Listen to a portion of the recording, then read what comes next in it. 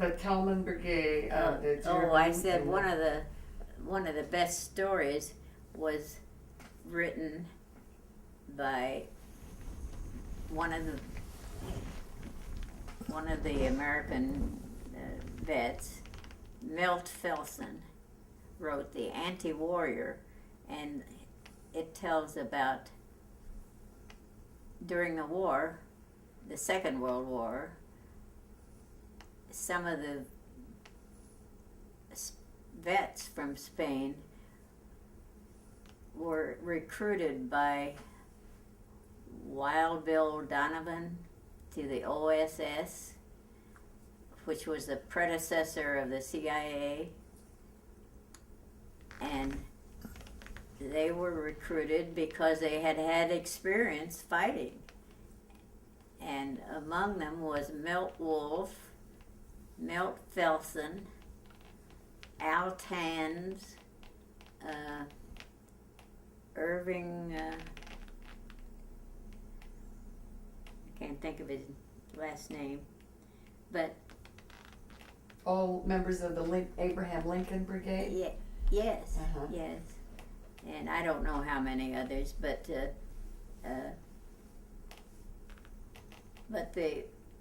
when many of them volunteered for the Army and Navy and so forth, and they were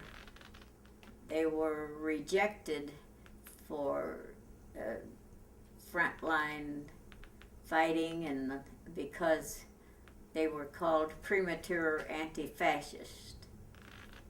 Like how could you be premature in being anti-fascist? You either are or you aren't. But these guys were, some of them parachuted into Italy, and Milt Felsen in particular, his book, The Anti-Warrior, is about how he was captured by the Germans after the Italians opted out of the war, but the Germans carried on in Italy, and he was in a German prison for almost 2 years. So anyway, there's a lot of different stories. All of these. Al Tanz was one of 2 vets who was at the Normandy invasion. The other one was Larry Kane, I think his name was. And can you explain why people like Nate would be called Lincolns? We haven't covered that. What? Why people like Nate would be referred to as Lincolns, members of the Abraham Lincoln Brigade. Because the group was called the Abraham Lincoln Brigade. Actually, it wasn't a brigade, it more correctly a battalion. And the Canadians, there were almost 2,000 Canadian who volunteered, and their group was called the Mackenzie Papineau Battalion, and that included some people from the United States who went up to Canada and volunteered, and there were 1,000 people from Batista's Cuba who volunteered to go to Spain. And there were people from Mexico and Romania and a large English group and many French and Belgium and the Irish. Of course, some of the Irish were pro-Franco because of their deep Catholic upbringing, and and there were a lot of some Australians. Mm-hmm. Was there a George Washington battalion? Yes, but the casualties were so high that the Washington and Lincoln and John Brown Machine Gun Company were all consolidated and just classified as Lincolns. I didn't know that. Wow.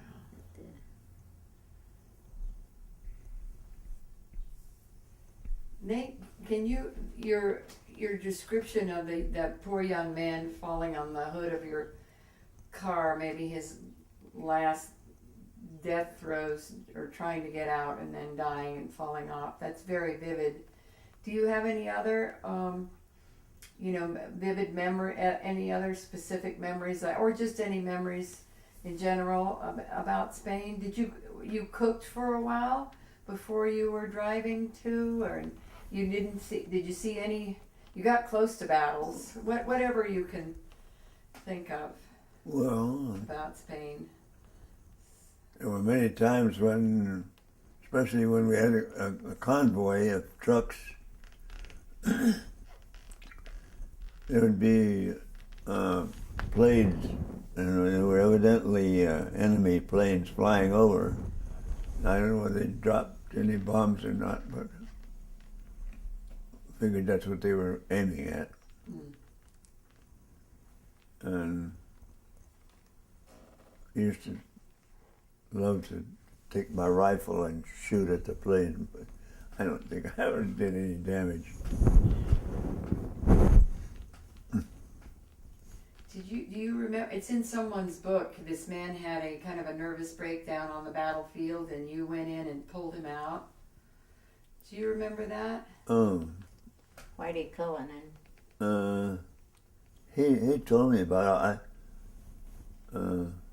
I just took him to the hospital, but I didn't know anything special.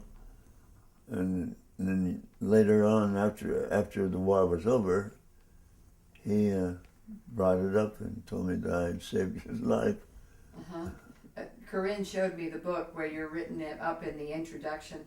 Corine, what's the name of the book and the person who wrote it? It's Wild Grapes and Rattlesnakes by George Cullinan.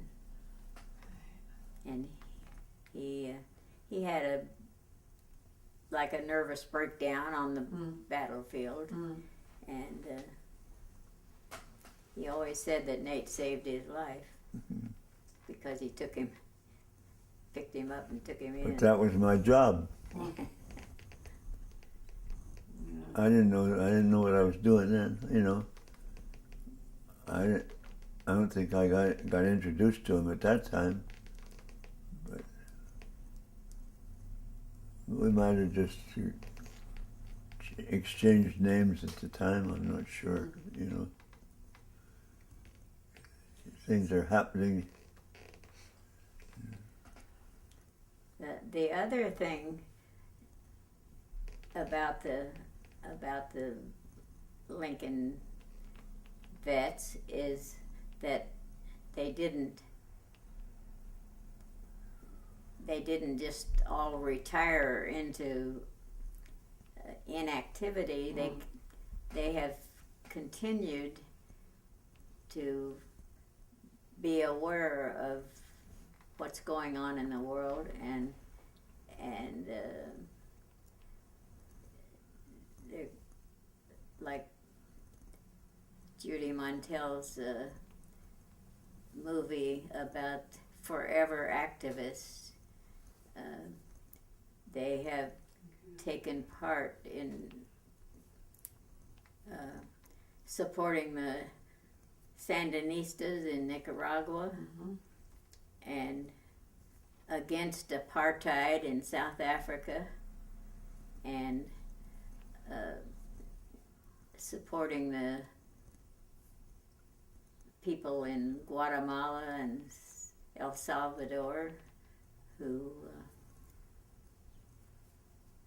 are fighting for their rights. And veterans of the Abraham Lincoln Brigade Bay Area and nationally sent something like 19 ambulances to Nicaragua, and one year we supported a project to build wheelchairs for people who'd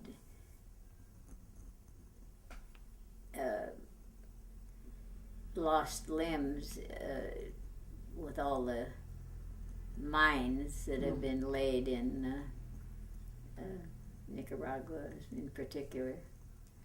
And that's another thing that the United States should be held accountable for refusing to sign the international treaty to ban landmines. And something that we still have to work on. Could you talk about the axis, leading up to World War II of the fascists, Mussolini in Italy, Franco in Spain, and Hitler in Germany, and then later Japan, and how the fight in Spain was really the precursor to many people call it the dress rehearsal for World War II, and if the United States and England and France had helped the Republican government of Spain to defeat Franco, it's possible there wouldn't have been a Second World War. But that didn't happen, unfortunately. And the stance of our progressive president, Franklin Delano Roosevelt, was neutrality. Pardon me? Was neutrality. FDR was neutral during the Spanish Civil War, or blocked aid to the Republic? They proclaimed they were neutral, the U.S. government, and I don't know about England and France, but they were all appeasing Hitler all along the line. And even though the Spanish government had the gold to pay for munitions, they wouldn't sell them to them. But on the other hand, the German tanks that were in Spain to support Franco were refueled right at the docks in Valencia. I don't know about some dock there, that right directly into the German tanks from the Texaco tankers. And I think we all know that Henry Ford supported Hitler, and there were many supporters for Spain, and for the Spanish army, not the Spanish army, the Franco troops in the United States. And people that don't know history are doomed to repeat the mistakes. And it looks like that's what we're doing now. And what happened to many of the American members of the Lincoln Brigade when they returned to the United States? Well, during the McCarthy era, they were hounded, and the FBI had a list, and the Abraham Lincoln Brigade was at the top of the list, and the veterans of the Abraham Lincoln Brigade were at the bottom of the list, so they were listed twice. And a lot of guys lost their jobs when they were when the FBI came and questioned them on the job, things like that. And people like Bill Bailey and some of the other seamen, Joe Stack. Oh, Joe Stack wasn't a vet, but they were hounded off the waterfront because they were communists. Like that, it wasn't even illegal to be a communist, but anyway, it made it hard for a lot of guys to make a living for a few years. Like the Hollywood 10, that's another fiasco. Can you explain that, Corine? Pardon me? Can you explain that about the Hollywood 10? Oh, well, the people in Hollywood were, they talked about the communist influence on movies because there were a few movies that were made sympathetic to Spain and to Russia, and the most famous one was Alva Bessie, who was a veteran of the Abraham Lincoln Brigade, and then he was blacklisted out of Hollywood. He was a writer or a director? He was a writer. Writer. Yeah. What were some of the films that you remember that were persecuted? I mean, The Grapes of Wrath was pretty. That showed the plight of working people. But were there others that were more specifically targeted? Well, I'm trying to. Oh, the one that the Salt of the Earth was one that got a couple of guys blacklisted about the miners in Arizona, I think, and Dalton Trumbo, was he one of the Hollywood 10? Dalton Trumbo? yes, Dalton Yeah. Trumbo was one, and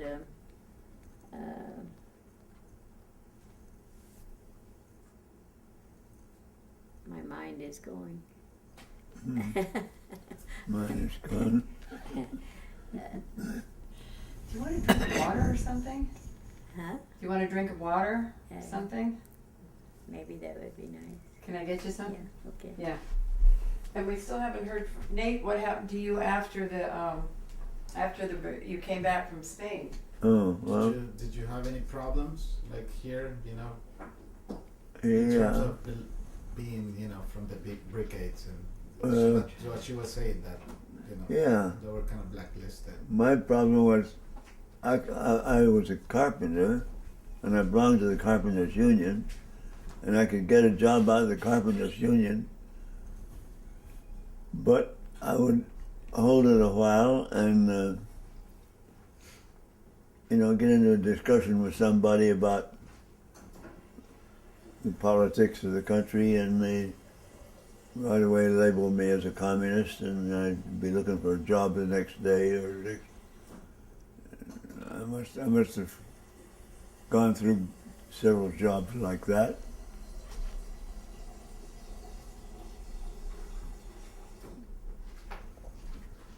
And finally, I landed a job with a longshoreman,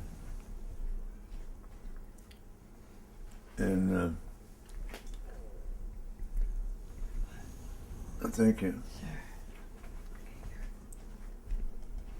What year was that, Nate?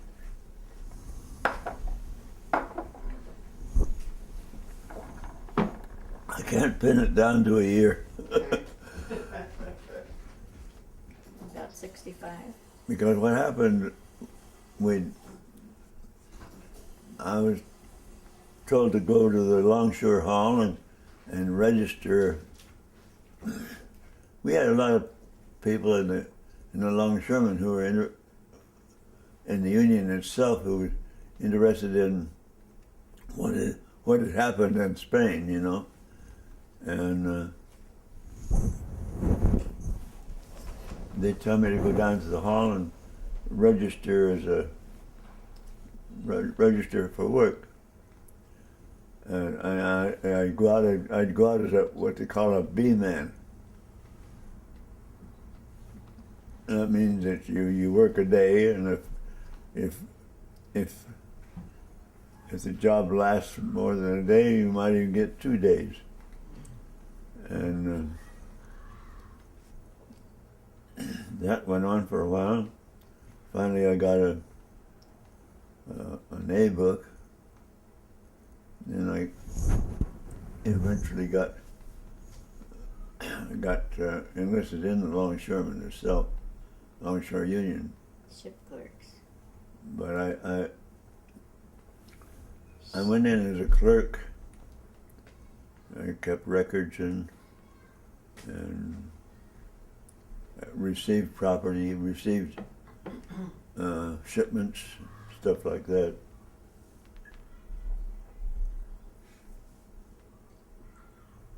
So communists had a bad reputation at that time? Huh? Communists had a bad reputation. They had a bad. Oh yes, the communists had a bad reputation with some people, but I don't think the majority of the people were against the communists. Really, they just more or less neutral. You know, they didn't really realize what was going on. But the government itself, and of course big companies, they were against anyone who'd been in Spain. They didn't. They knew that most of those people went there to try to help Spain become a socialist country, and that wouldn't have been nice for the United States if Spain had become a socialist country. So that had to be curtailed, you know. And anybody who had been in Spain was given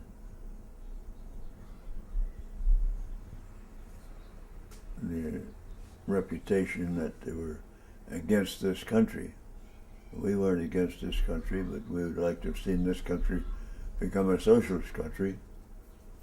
And I still would like to see it happen. I haven't changed that way, anyway. I've changed in many ways. I'm worn out. I'm just a bundle of bones. Thank God for this little woman here. I thank God for two things. I thank God, one thing for her. The other thing is I thank God that I'm an atheist. He gave me a button that says that. But Nate, you continued your involvement with unions and then with the other veterans. Do you want to talk a bit about that? Your involvement in the 60s and 70s and 80s and 90s with the unions, or any of those, any anti-war movements, or certainly the veterans organizations? I can't think of anything like that right now.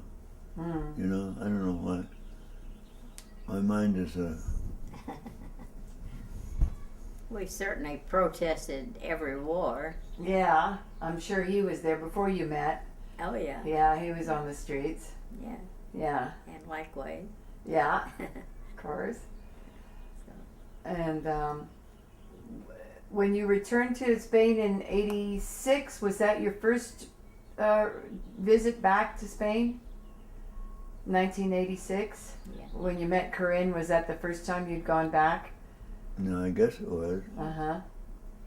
Since the war. So you kept in close contact with all those people. Mm-hmm. Yeah, with the Bay Area Yeah. Bulb. Valve. Uh-huh. They held meetings about every month or so. Mm-hmm. Oh, good. And Can you talk about and- that and the and- National and the Tamiment Archive and all that? Can you talk about well, that? and every year, the Bay Area vets had a commemoration of the war usually in February, the last part of February, and we raised funds from that, and that's how we helped the Sandinistas with their ambulances and all things like that. And in the later years, we sent money every year to the William Soler Pediatric Hospital in Havana because they were treating the children from Chernobyl who had cancer from the big blow up there. And that's what we've been doing all these years. And the New York group has had a commemoration every year too, and we've had various speakers that have thrown some light on whatever the situation was at the time. One year we had Ariel Dorfman from Chile talking about Pinochet and how he should be prosecuted for war crimes. And we had Father Roy Bourgeois from the School of the Americas Watch talking about closing the School of the Americas at Fort Benning. And who else did we have? Can't remember all the different speakers we've had. Mm-hmm. But And what about the archives in? Can you talk about that? Is it SUNY State University of New York, or is it New York NYU? at Tamiment Library, is that a library? Tamiment, Mm-hmm. at, I guess that's New York University, Mm-hmm. where the archives of the Spanish Civil War are kept. And some years ago, they acquired a lot of material from the former Soviet Union, and that's been incorporated into because I think when they were losing the war in Spain, they sent a lot of stuff to the Soviet Union for safekeeping. I see. And I don't know how safe it was, but that's where it was. And we bought some of the stuff from them and put it in the archives. We also there was a nurse, Frederica Martin, who escaped to Mexico during the McCarthy era, and she had extensive archives that we got too. That's now at Tamiment. So you've been involved with the. Have you been there ever to the archives? No, I haven't. Uh-huh. I'd But- like to. Yeah, yeah.